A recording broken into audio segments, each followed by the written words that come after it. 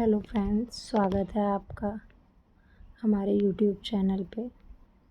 और आज से घटना चक्र का जो पूर्वावलोकन है भारतीय इतिहास का, उसके 1 बाय 1 जो भी क्वेश्चन है वो सॉल्व करेंगे।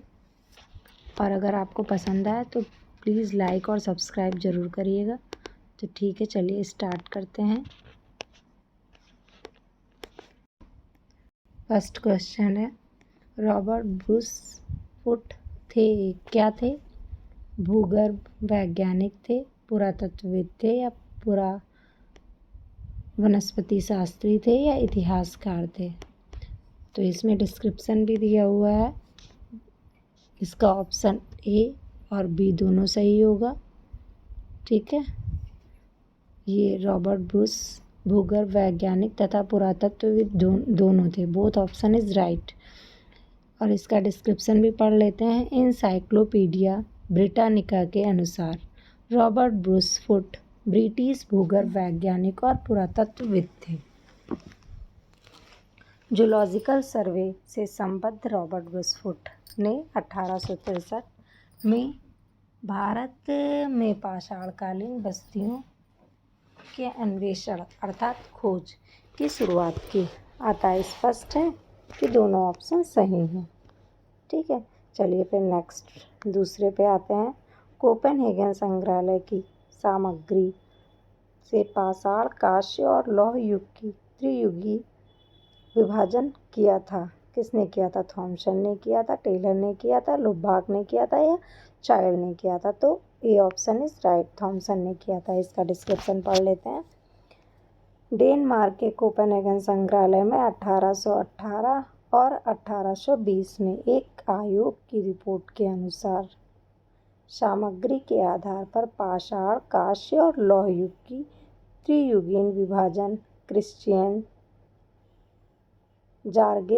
जार्गेंसन थॉमसन ने किया था। यद्यपि थॉमसन ने 1836 में इसी वर्गीकरण के अनुसार संग्रहालय की वस्तुओं का विवरण किया था।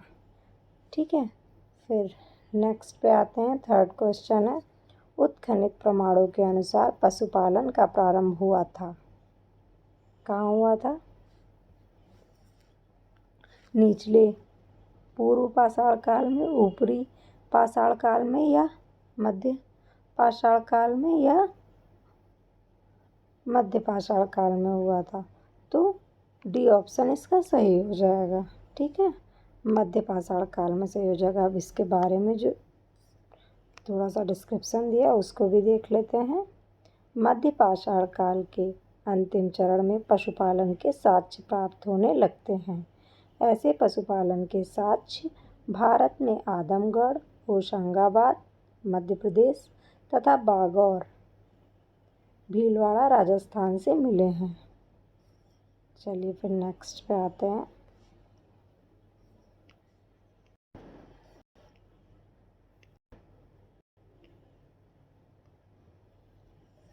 मध्य पाषाणिक प्रसंग में पशुपालन के प्रमाण जहाँ मिले हैं वह स्थान है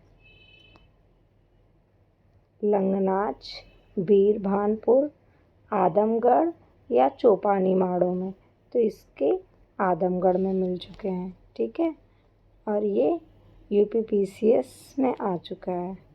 चलिए फिर नेक्स्ट आदमगढ़। फिर निम्नलिखित में से किस स्थल से हड्डी के उपकरण प्राप्त हुए हैं? कहाँ से हुए हैं? इसमें मैदाहा और सरायनाहर से। और मैदाहा और सरायनाहर कहाँ के क्षेत्र हैं, ये कमेंट बॉक्स में बताइएगा। इसका डिस्क्रिप्शन पढ़ लेते हैं। मध्य पाषाणकालीन मैदाहा उत्तर प्रदेश के प्रतापगढ़ जिले में स्थित है। ठीक है, मैदाहा कहाँ का क्षेत्र है? उत्तर प्रदेश के प्रतापगढ़ जिले में स्थित है। बड़ी मात्रा में हड्डी व सींग निर्मित उपकरण प्राप्त हुए हैं। जी.आर. शर्मा मैदाहा में 3 क्षेत्रों का उल्लेख करते हैं, जो झील क्षेत्र, बूचड़खाना संकुल क्षेत्र, कब्रिस्तान निवास क्षेत्र में बटा है।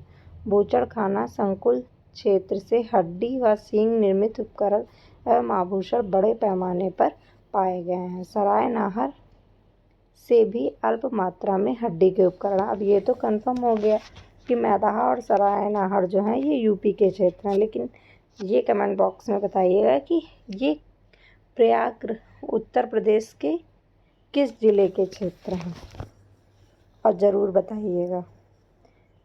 हड्डी से निर्मित आभूषण भारत में मध्य पाषाण काल के संदर्भ में प्राप्त हुए हैं। सरायनाहर से, मैदाहा से तो फिर से वही क्वेश्चन आ गया, ए और बी राइट हो जाएगा।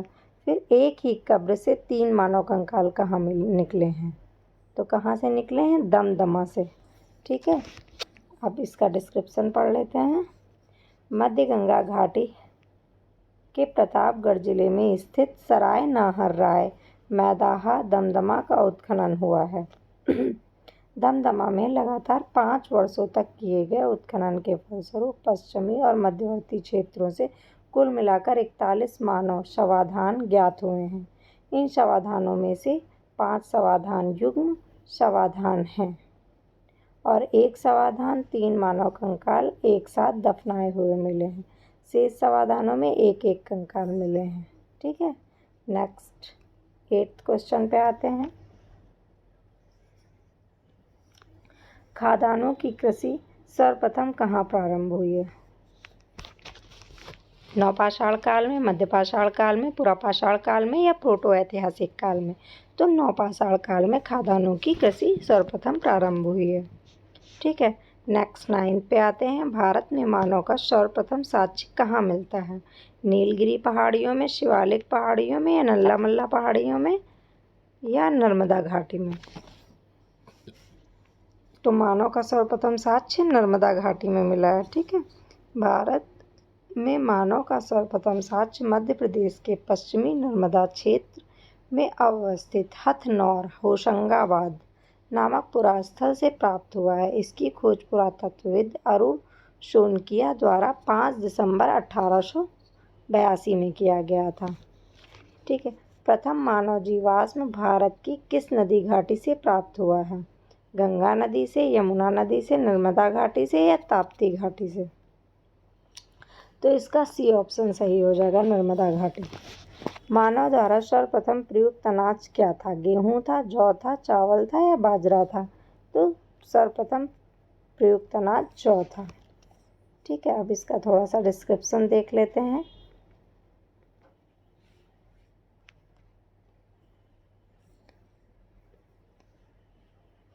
आधुनिक मानव समाज द्वारा मुख्य रूप से 8 खाद्य अनाजों का उपभोग किया गया है। जौ, गेहूं, चावल, मक्का, बाजरा, सोरगम, राई, जई। अनाजों के पौधे विभिन्न क्षेत्रों में जंगली घास के रूप में विद्यमान थे, जिन्हें बीजों के रूप में अलग अलग क्षेत्र, अलग अलग समय पर मानव ने उगाया। वैश्विक दृष्टि से देखा जाए तो सर्वप्रथम जौ 800 ईसा पूर्व के आसपास भूमध्य सागर और ईरान के मध्य स्थित पश्चिमी एशिया के देश में मानव द्वारा उगाया गया। बाद में लगभग इन क्षेत्रों में 8000 ईसा पूर्व के आसपास ही गेहूँ भी उगाया जाने लगा। ठीक है, नेक्स्ट पे आते हैं अब।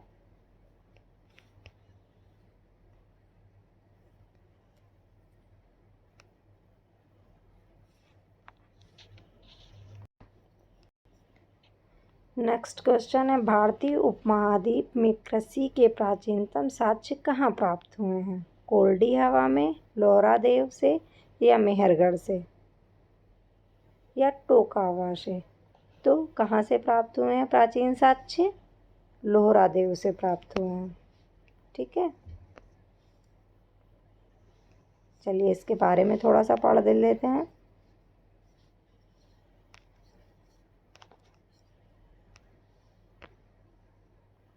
नवीनतम खोजों के आधार पर भारतीय उपमहाद्वीप के प्राचीनतम कृषि साक्ष्य वाला स्थल उत्तर प्रदेश के संत कबीरनगर जिले में स्थित लोहरादेव है। यहाँ से 9000 ईसा पूर्व से 7000 ईसा पूर्व तक के बीच चावल के साक्ष्य प्राप्त हुए हैं। उल्लेखनीय है कि इस नवीनतम खोज के पूर्व भारतीय उपमहाद्वीप का प्राचीनतम कृषि साक्ष्य वाला स्थल मेहरगढ़ है। मेहरगढ़ पाकिस्तान के बलूचिस्तान में स्थित है। यहाँ 7000 ईसा पूर्व मेहरगढ़ कहाँ स्थित है? पाकिस्तान के बलूचिस्तान में। जबकि प्राचीनतम चावल साक्ष्य वाला स्थल कोल्डी हवा है, जो इलाहाबाद जिले के बेलन नदी के तट पर स्थित है। यहाँ पर 65,000 ईसा पूर्व चावल की भूसी के साक्ष्य मिले हैं। माना जाता है कि उपरोक्त संदर्भों में अब यदि विकल्प में लोहरादेव रहता है तो उपयुक्त विकल्प वही होगा। ठीक है, नेक्स्ट पे आते हैं। भारतीय उपमहाद्वीप में कृषि के प्राचीनतम साक्ष्य कहाँ प्राप्त हुए हैं? वही क्वेश्चन फिर से रिपीट हो गया, तो कहाँ प्राप्त हुए हैं? मेहरगढ़ में।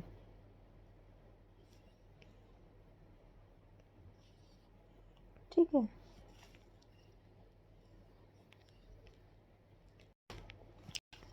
यहाँ देखिए क्वेश्चन वही है, बट इसमें लोहरादेव ऑप्शन में नहीं है, इसलिए यहाँ पे मेहरगढ़ माना जाएगा। नहीं तो अगर लोहरादेव होता तो लोहरादेव को माना जाता आंसर में। ठीक है, चलिए नेक्स्ट पे आते हैं। भारतीय उपमहाद्वीप में कृषि के प्राचीनतम साक्ष्य कहाँ से प्राप्त हुए हैं? लोथल से, हड़प्पा से, मेहरगढ़ से या मुंडी घाट से?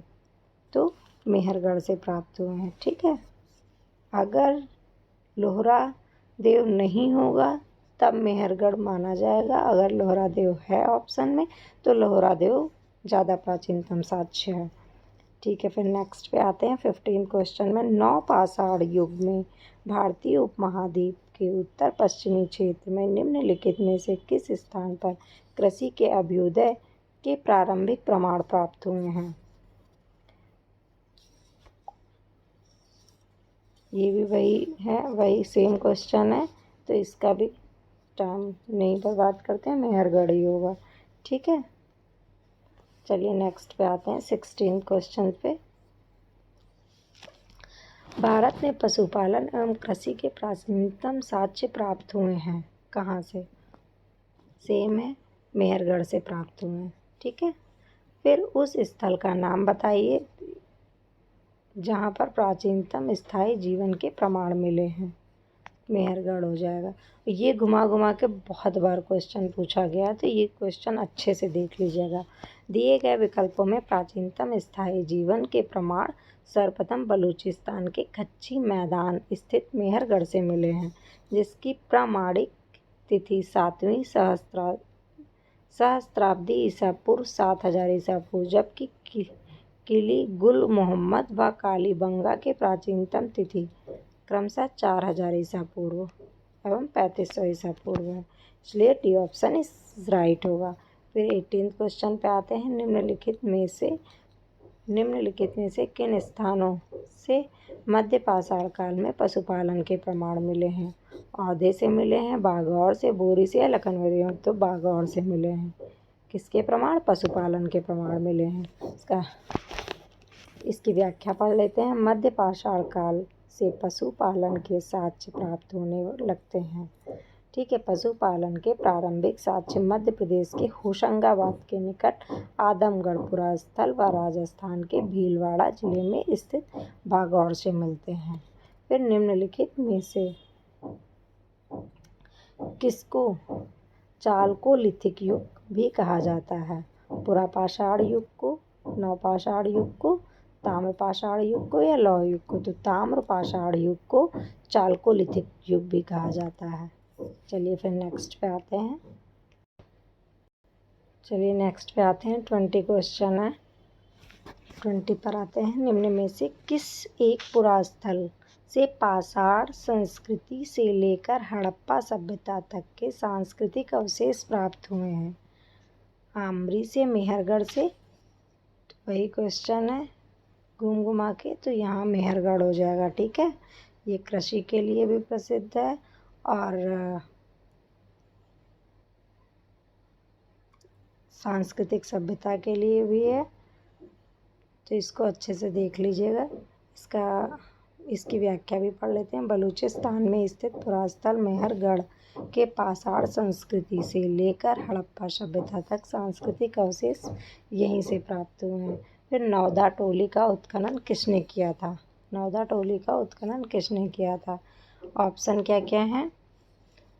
के.डी. वाजपेयी ने, एच.डी. सकालिया ने, या वी.एस. वाककर ने, या मार्टिमर व्हीलर ने। तो नौदा टोली का उत्खनन जो है वो एच.डी. सकालिया ने किया था। व्याख्या देख लेते हैं। नौदा टोली मध्य प्रदेश का उत्खनन दक्कन कॉलेज पूना के प्रोफेसर एच.डी. सकालिया ने कराया था। यह स्थल इस महाद्वीप का सबसे विस्तृत उत्खनित ताम्रपाषाणिक ग्राम स्थल है, जिसकी तिथि ईस्वी पूर्व 1600 से 1300 के मध्य निर्धारित की गई। फिर नौदा टोली किस राज्य में अवस्थित है? गुजरात में, छत्तीसगढ़ में, महाराष्ट्र में, या मध्य प्रदेश में? तो नौदा टोली मध्य प्रदेश में स्थित है। फिर बृहत पाषाण स्मारकों की पहचान की गई। सन्यासी गुफाओं के रूप में, मृतक को दफनाने के स्थान के रूप में, या मंदिर के रूप में? उपयुक्त में से कोई नहीं। तो बृहत पाषाण स्मारकों की पहचान मृतकों को दफनाने के लिए की गई थी। ठीक है, मृतकों को दफनाने के रूप में की गई थी। अब इसकी व्याख्या देख लेते हैं।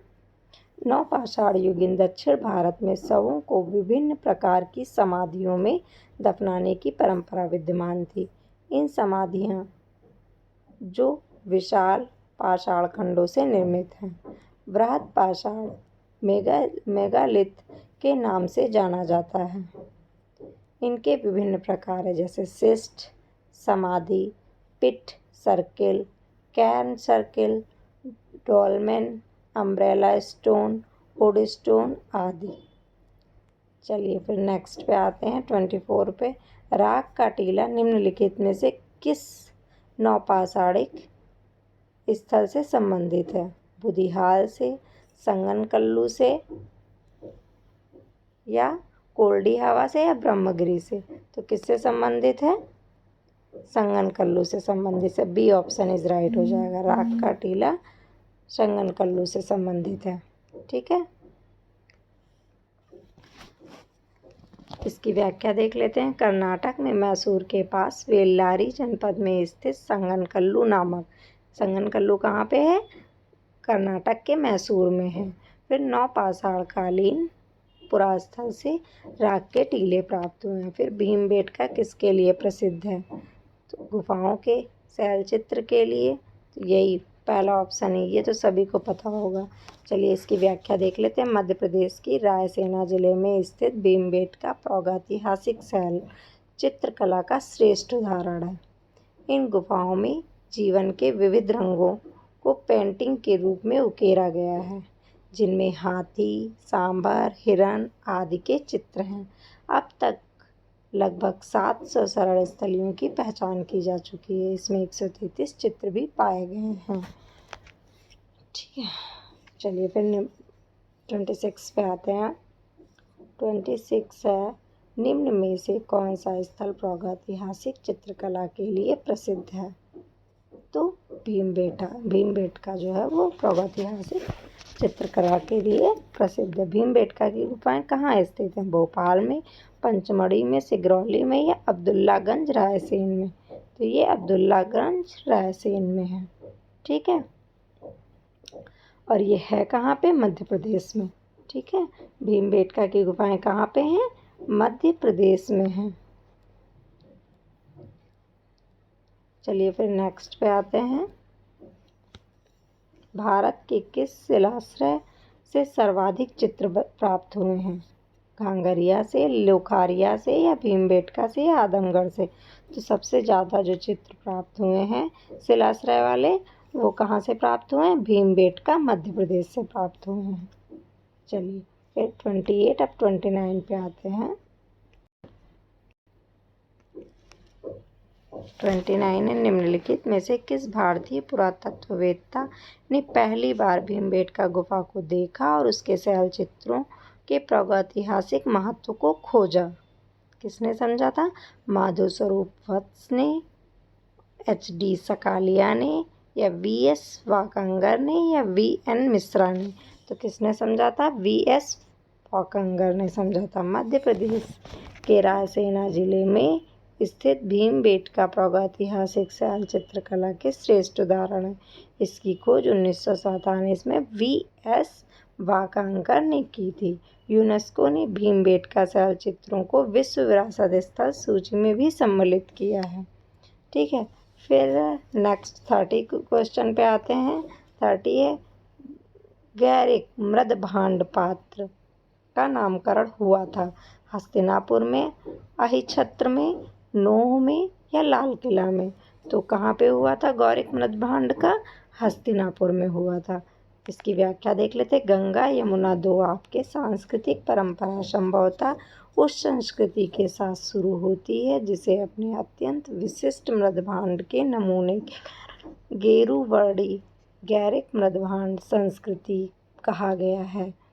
BB लाल ने वर्ष 1951 में हस्तिनापुर के सर्वप्रथम गौरिक मृदभांड प्राप्त किया था और वहाँ इसका नामकरण किया था। फिर 31 क्वेश्चन पे आते हैं। 31 क्वेश्चन नंबर है, ताम्राशय काल में मनुष्य के लोग ताम्राशय काल में महाराष्ट्र के लोग मृतकों को घर के फर्श के नीचे किस तरह रखकर दफनाते थे? तो उत्तर से दक्षिण की ओर। ठीक है, महाराष्ट्र के ताम्रपाषाणकालीन संस्कृति जारवे संस्कृति भी इसे बोलते हैं कि नेवासा, दैमाबाद, कोठी, चंदौली, इनाम गांव, ये सब महाराष्ट्र के गांव हैं। आदि पुरास्थलों में घरों से मृतकों को अस्थि कलश में रखकर उत्तर से दक्षिण स्थिति में घरों के फर्श के नीचे दफनाए जाने के साक्ष्य मिले हैं। कब्र में मिट्टी की हड्डियां और तांबे की कुछ वस्तुएं भी रखी जाती थी। ठीक है, चलिए फिर नेक्स्ट पे आते हैं। 32 क्वेश्चन है, निम्नलिखित में से किस स्थल से मानव कंकाल के साथ कुत्ते के कंकाल भी सावधान में प्राप्त हुए हैं? ब्रह्मगिरी से, चिरान से, या बुर्जहोम से? तो कहाँ से प्राप्त हुए हैं? बुर्जहोम से। बी ऑप्शन राइट होगा। इसकी भी व्याख्या देख लेते हैं, होगी अगर तो है व्याख्या। चलिए आइए देखते हैं। जम्मू कश्मीर में श्रीनगर के निकट उत्तर पश्चिम में स्थित बुर्जहोम से नवपाषाणिक अवस्था में मानव कंकाल के साथ साथ कुत्ते के कंकाल भी सावधान से प्राप्त हुए हैं। घरतावास गड्ढों वाले घर भी यहाँ के प्रमुख विशेषता है। फिर नेक्स्ट 33 पे आते हैं। निम्नलिखित में से किस स्थान पर मानव के साथ कुत्तों को, ये फिर से वही रिपीट हो गया तो इसका बुर्जहोम हो जाएगा। गर्त आवास के साक्ष्य प्राप्त हुए हैं। कहाँ से? बुर्जहोम से प्राप्त हुए हैं। ठीक है, फिर 35 पे आते हैं। 35 नंबर है, विंध्य क्षेत्र में किस शिलाश्रय से सर्वाधिक मानव कंकाल मिले हैं? मोरहाना पहाड़ से, घगरिया से, या बगही खोड़ से, या लिखारिया से?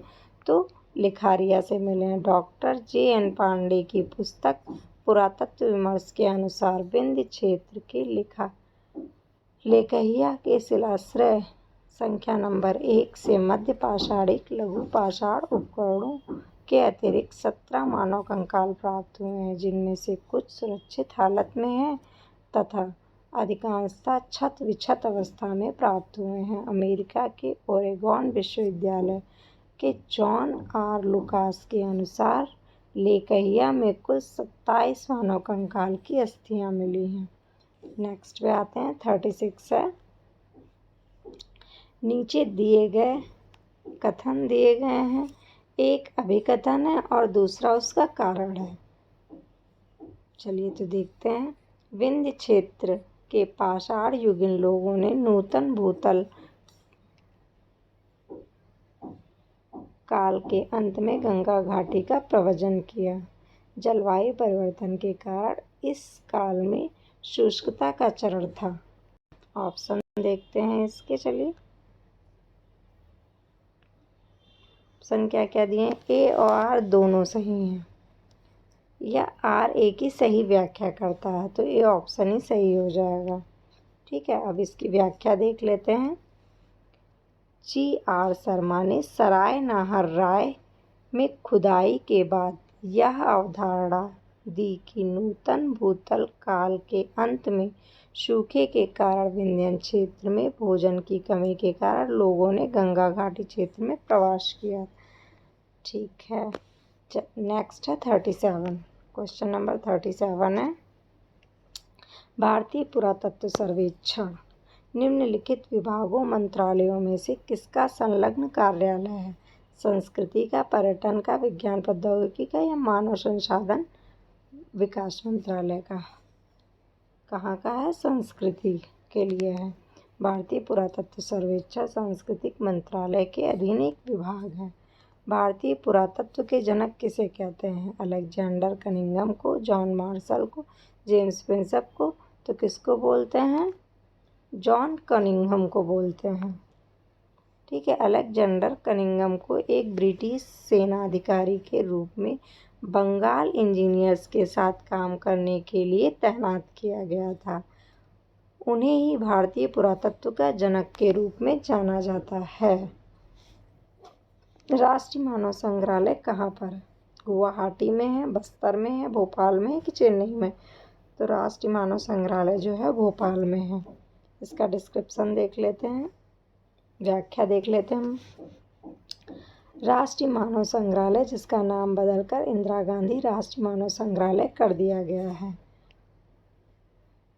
भोपाल मध्य प्रदेश में स्थित है। यहाँ भारत सरकार के सांस्कृतिक विभाग के अंतर्गत स्वायत्त शासी संगठन है।